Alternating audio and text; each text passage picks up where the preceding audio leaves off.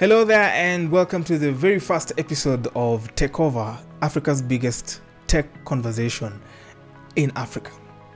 Thank you so much for making time for us as always. Really appreciate. Happy New Year. Welcome. This is a very first episode, and being a new year, we're doing things a little differently, giving you this podcast style kind of a show.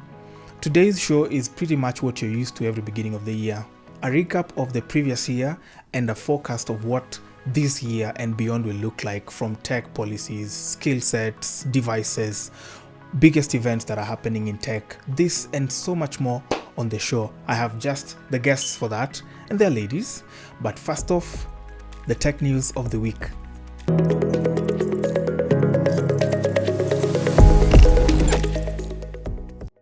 The Communication Authority of Kenya, CA, has introduced a new regulatory framework aimed at combating the proliferation of counterfeit electronic devices in the country. Central to this initiative is the proposed telecommunication equipment distributor TED license, which targets electronics wholesalers and telecommunication companies, otherwise called telcos. This is the TED license overview. One-time fee. Distributors are required to pay one-off fee of 250,000 shillings for a 15-year license. Annual operating fees. In addition to the initial fees, licensees must pay operating fees calculated at 0.4% of their yearly turnover with a minimum threshold of 120 shillings. This structure implies that larger entities such as Safaricom, which reported revenue of 10.54 billion shillings from device sales in the fiscal year ending March 2024, could face annual fees exceeding 42 million shillings. Objectives of the TED license. The CA's primary goal with the TED license is to ensure that all electronic devices, including mobile phones, televisions, laptops, and tablets, meet both international and local quality standards. By enforcing this compliance, the CA aims to address several issues associated with counterfeit electronics. Device tracking and security. Counterfeit devices often lack valid international mobile equipment identity numbers. This complicates effort to track stolen gadgets and compromising device security. The sale of the counterfeit electronic results in significant tax evasion, depriving the government of substantial revenue. Wholesalers and telcos. Entities involved in the distribution and sale of electronic devices will now be obligated to source their products from licensed ICT equipment importers. These importers bear the responsibility of ensuring that all devices comply with the established industry standards in Kenya. Additionally, all the gadgets must come with a minimum 1-year warranty. Consumers. While the initiative aims to protect consumers from substandard devices, there is a concern that additional costs incurred by distributors and telcos may be passed on to buyers, potentially leading to higher prices for electronic goods.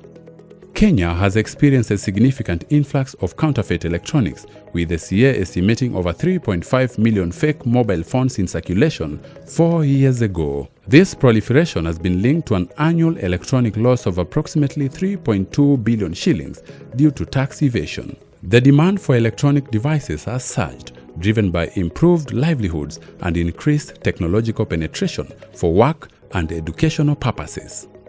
As of June 2024, there was 35.21 million smartphones in Kenya, up from 26.5 million in March 2022. The TED license proposal marks the CA's third attempt to curb counterfeit electronics in the Kenyan market. In 2023, the Supreme Court permitted the regulator to install a device management system on the mobile networks to detect counterfeit devices. However, implementation has been delayed due to concerns over potential privacy infringements. Additionally, the CA had initiated an online platform for consumers to verify the authenticity of their devices using IMEI numbers, but the project lapsed in March 2023. The introduction of the TED license represents a strategic move by the CA to enhance the quality electronics devices in Kenya and protect consumers from counterfeit products. However, its success will depend on effective implementation, stakeholder compliance, and measures to ensure that the additional costs do not unduly burden consumers.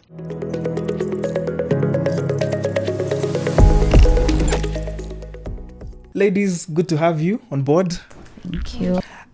Marianne, we had quite a big year in tech. A lot happened. What stood out for you? Okay.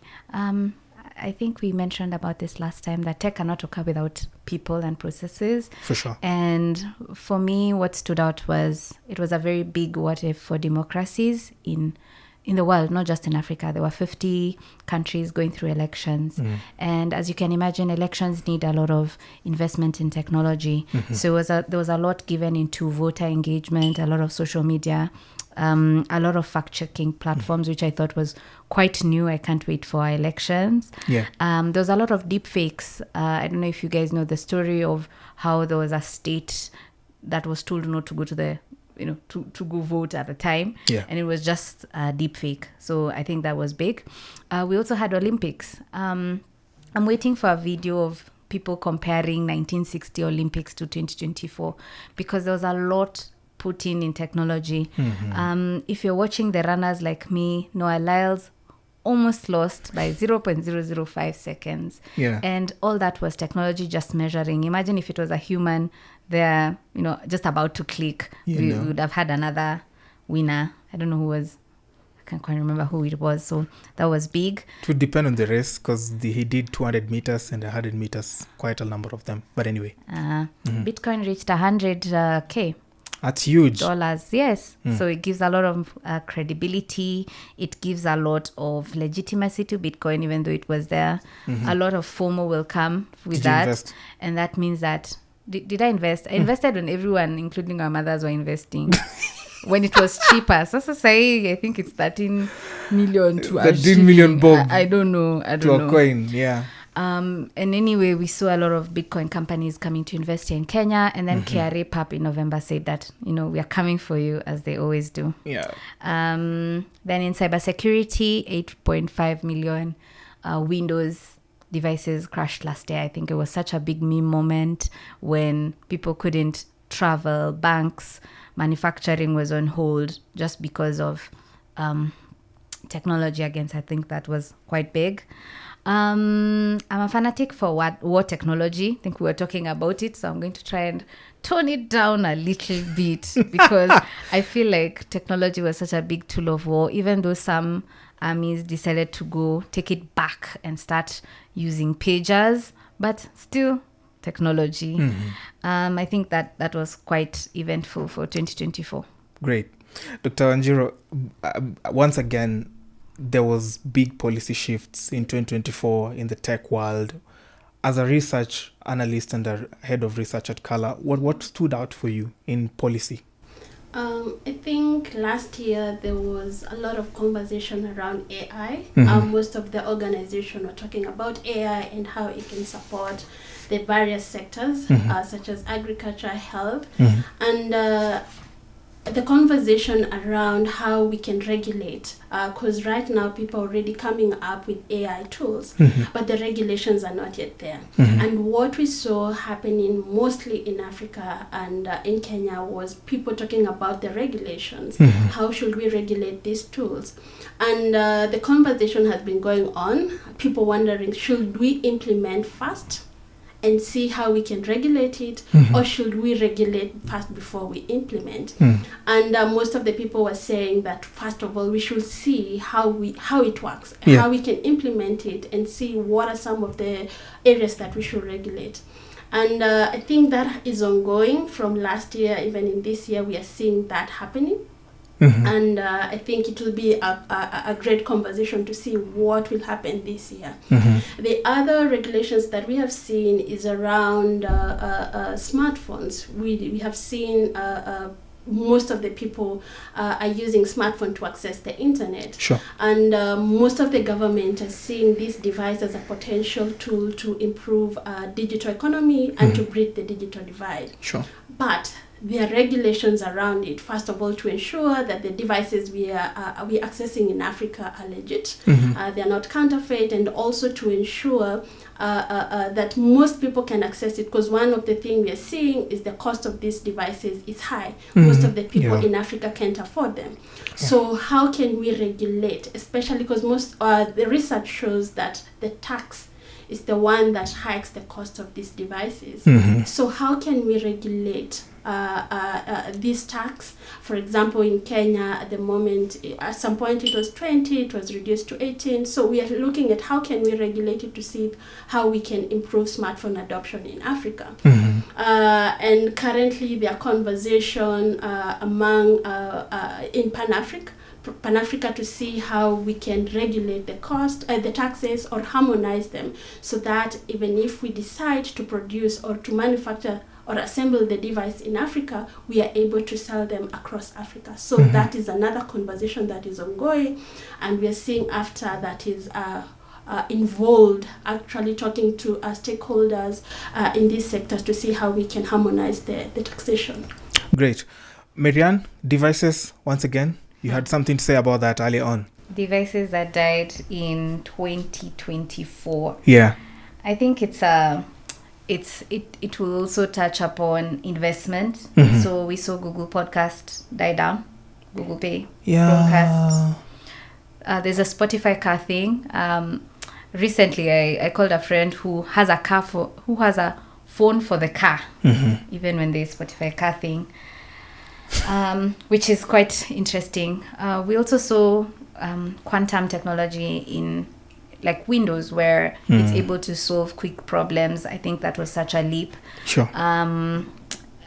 We were speaking about AI, and I think when you talk about applications and AI being part of those, I feel that 2025 and jumping into the next year, big tech companies need to stop talking their big game and actually make it, tangible and physical. Now we have a lot of ChatGPT. When you Google, there's the quick AI overview, but how else can the Samsung, the iPhones do more, from not just moving cameras and buttons to actual AI and all that? Yeah. Great. Let's talk about skills, Dr. Wanjiru. What skills do you think are going to be in demand in 2025 and beyond? Yeah, AI again. The buzzword. Yes. AI, because we're seeing everybody is moving toward that tech. Sure. Everybody is thinking AI, how can it support them Sure. in whatever they're doing? And one thing that we have seen actually in most universities is how they can come up with, they're coming up with regulation on how they can include modules or syllabus to include AI into their syllabus. And it's interesting that I was talking to one of the chairperson who is leading those regulation in a university in Kenya, and they're saying that they must align their regulation in the university with the Ministry of Education. So how can we include AI? Modules in our curriculums in the university. Actually, we should start from the primary level, just educating our students and letting them know that this tool can work and how it can improve. Work in the various sectors. Very interesting. Very, very emotive. Also, I must mention, Marianne. Last year, we saw MoneyPoint become a unicorn. Startups really got a lot of funding. Kenya was leading at some point in 3% of all Africa. Come again? 3%. 3%. Like the share was 3%. Yeah, great. Talk to us about startups, what kind of evolution they went through, funding, development, growth, etc. Okay. So going back to it's actually a third of 244 million was invested in startups. Even though it's lower than usual, but if we look at Kenya and there's EV startups, there are so many EV startups that everywhere, including Watu having a billboard. Weirdly, is that I've been thinking of buying a car and then I saw the boda is a bit easier, but the thought or the bike, the motorbike. No, it's okay, no worries. So you find that if in the past I could not be able to drive a manual motorbike, but now there's electric, and then you can just charge it in the house. So I think there's good growth. Fintech remains to be one of the biggest investment here in Kenya. Mobility, which we've talked about. health touches into everything I feel that we do. There was a lot of health investment, and I also feel that in 2025 the investment will skew less from fintech and more agriculture, focusing on food stability, food sustainability, security, Yeah. food security, and health. So real-time diagnostics. There's a story in Nigeria about, medical doctors moving back home just so that they're able to provide that. So I feel like next year will also be very big on startup. I cannot predict, even though it's not safe, but I feel like the investment will be slightly lower because of the kind of taxes that here in Kenya we're about to drop. Yeah. Great. Let's finish off with the events we should look out for this year, Dr. Wanjiru, very fast. And how should we prepare for these events? Yeah, I think most of them will start actually in the first quarter. Yeah, sure. Yeah, we have Connected Summit that has been happening mostly in Kenya. Definitely. That will be happening in April. Global AI Summit, which will bring together stakeholders in this AI field just to discuss what happened last year, what are the policy they should push for in this year. So that will also be happening in April 2025.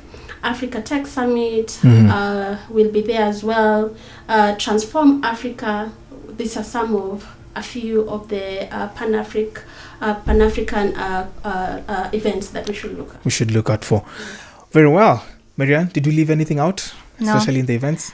No, I think first covering Connected Summit, it's led by the public sector. So a lot of push into the public sector. Recently in their meeting, they also shared the pillars, which is a lot of tech focus, a lot of AI, a lot of cybersecurity, a lot of digital skills. And we saw them, rather ICTA, putting a lot of focus in 2024. Great. Thank you, ladies, for speaking to us about 2024 and how we should prepare for 2025. That's been Marianne and Dr. Wanjiru, who've been talking to us about just what happened and how it's going to affect you today and beyond. We take a short break. They're still with me here in studio. We'll be back with more. Don't go too far.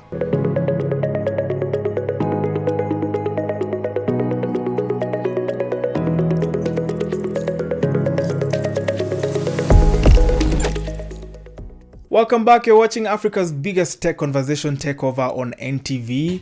Time now to know who our startup this week is. Ladies and gentlemen, here is the story of TurnUp as our first startup to be reviewed this year on TECHOVER.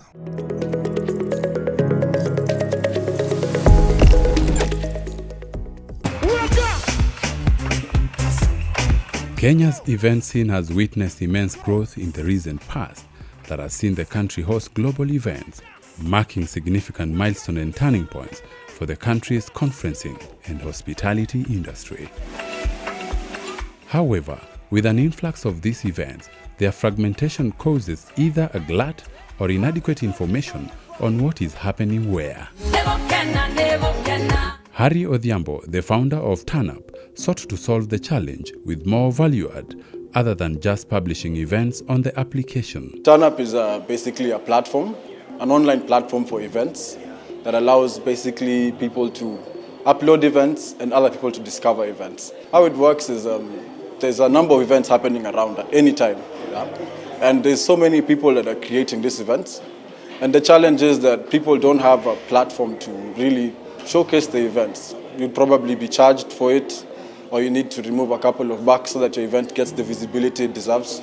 Yeah, so that got me thinking, there was a gap somewhere in the market, and we thought TurnUp is something that could come and help bridge this gap, whereby event organizers are trying to reach customers on a daily basis, and people out there are constantly trying to find out what's the next best event, what's happening around me, something that I can take interest in. And currently there's quite no platform that is giving people this space.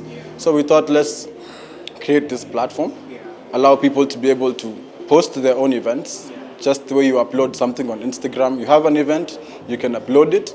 If you're not an event organizer yourself, you can be a promoter, and you want to share some events, so you upload them on the platform, and then other people who download the app can simply scroll and see the events that have been uploaded.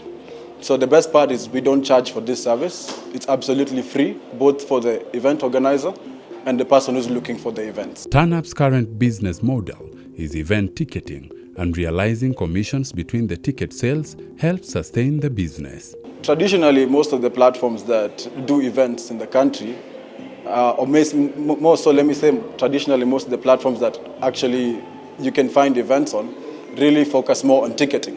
So, for instance, if you're not selling tickets on my platform, then you will not find your event on my platform. So this has been the big gap, because there's a lot of people who are selling tickets, but no one is just showing people the events.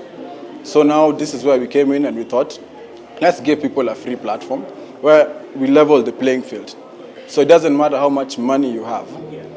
It just matters if your event is well curated, and once it's published, it will reach the people who are similar like-minded individuals.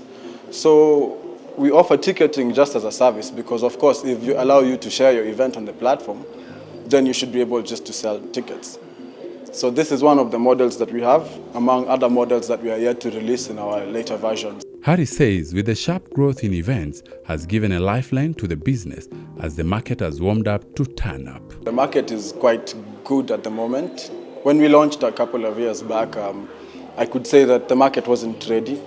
As most countries in Africa, Kenya we're a bit ahead, but in African countries, events are not really seen as quite a lucrative business, as such, and more so due to the traditional African, ideology of, if you're gonna do business, it has to be this way, maybe structured way, and so when it came now to, basically when it comes to how us guys now offer this service to the end consumer. So you can imagine if you're trying to find an event at the moment, you don't have any place that you can just go and find these events. Yeah. So for us, when we look at the market, it's now ripening, because as people started, as the new generation is starting to come up, and these other opportunities are becoming less and less. People don't have jobs out there. You finish the degree, you don't have a job. So many people are turning to other side ventures, which is like event organizing. And this has now made the market ripe, because more young people are getting encouraged to do events. And when they see other people doing events, more people are now doing events. And now this has led to, currently I'd say the market is quite ripe, because if you look anywhere, there's quite a number of events happening. I believe Nairobi particularly has had an upsurge of clubs. There's nightclubs popping everywhere, bars, And this is now means that the market is ripe, because we want to give people access to these events. And while TurnUp turns up the event scene, there is a sharp reality of competition that is a challenge they have to deal with daily. A phenomenon, he says, they are prepared for. How we look to edge out this competition is simply by providing the service that other people have looked aside from. Like I said just a couple statements back, you see, most of the competition is focusing on ticketing. So, for instance, if I would give just another service, one of the players here that host a lot of events for people, we have Hustle Sasa, we have Tickets. What these platforms are doing is you will upload your event on that platform only if you're selling tickets. You see, so what us guys do at TurnUp is we looked at this and we thought, what are we trying to do? For me, I'm not trying to sell tickets. There's already so many platforms doing that, So I'm just trying to get your event discovered. And how can I help you do this? So if you come to list your event on TurnUp, you'll find that you can go put your event, include all the details, and even upload the link where you're selling tickets to direct you to any other platform. So if you're selling your tickets on Hustle Sasa, on Tickets, you name it, whichever platform in the whole world, you can simply upload your event and add your event ticket link, and someone can book your event straight from TurnUp. So I will go and I'll click book, it will direct me to wherever you're selling your tickets. So how is this like, let's say, an added benefit?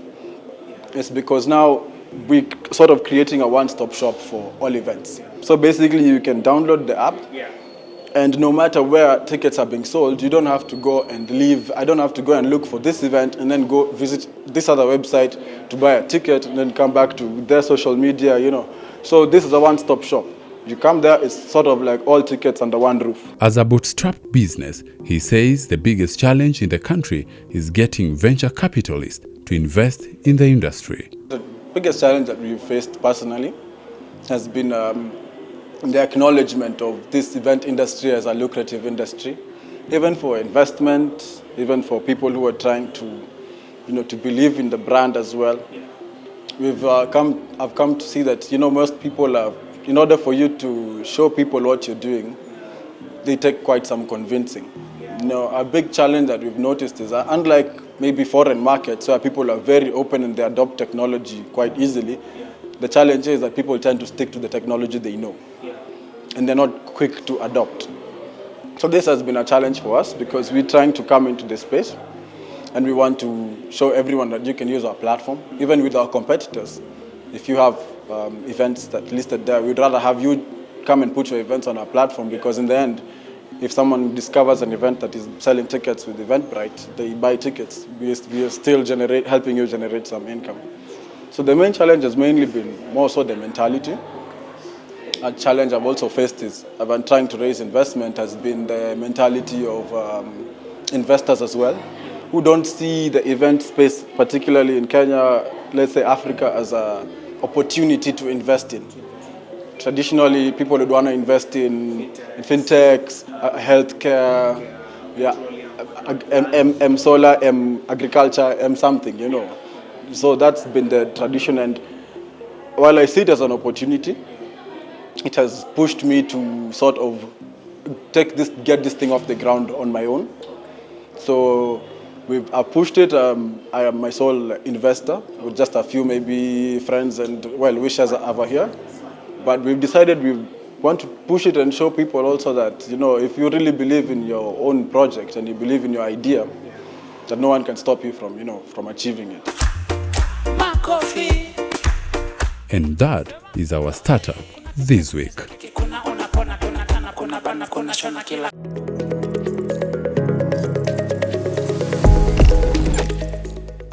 Very well, as always, Kenyans never cease to amaze me, and that's an app that is linking up so many of you in the gig economy, in entertainment, with gigs and short-term jobs. Let's get the tech tip of the week and then close up.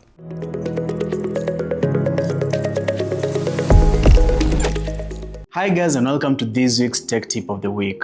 Today I'm going to be sharing with you tips that are going to boost your phone's battery life. Number 1 is turning on dark mode. You can find this setting in your display settings and you can turn it on there. This is not only good for your eyes, but also increases battery life. Number 2 is turning on automatic brightness, and you can also find this in the display settings. This helps reduce brightness in low light situations, and it is also as well good for your eyes. Number 3 is reducing your screen's refresh rate. Most phones these days usually refresh at 120 Hz, and obviously this consumes more battery life. So just go to your display settings and switch the refresh rate to 60 Hz. And lastly, for this video, make sure that you turn off location services. This usually consumes a lot of battery. I recommend you turn on location services only when you need it, but otherwise you can turn it off and this will extend battery life.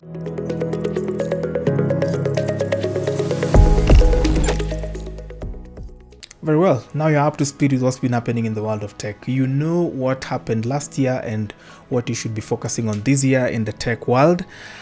Time now for me to give one of my guests an opportunity to end the show for us. She did it last time. I caught her unawares, but now, Miriam, proceed.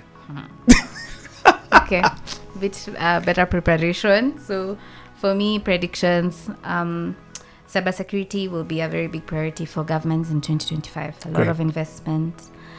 Second thing is we've been talking a lot about AI, and then we've forgotten that it also includes a lot of data. So I feel like 2025 will include a lot of stricter data protection and data policy laws. Mm-hmm. We saw a lot of fines this year. Mm-hmm. I also would predict that we'll have a very vibrant citizen engagement for governments all over the world, not just here in Kenya, using AI as communication. Digital platforms will grow in such a way that it will mean that the governments need to invest in government surveillance. There will be a lot of controversy on, is government surveillance almost close to security? Like, are you infringing in my privacy? We talked about investment in 2025, less skewed on agriculture and healthcare. Great. Thank you so much. Thank you. Ladies, thank you so much for coming on the show. We really appreciate.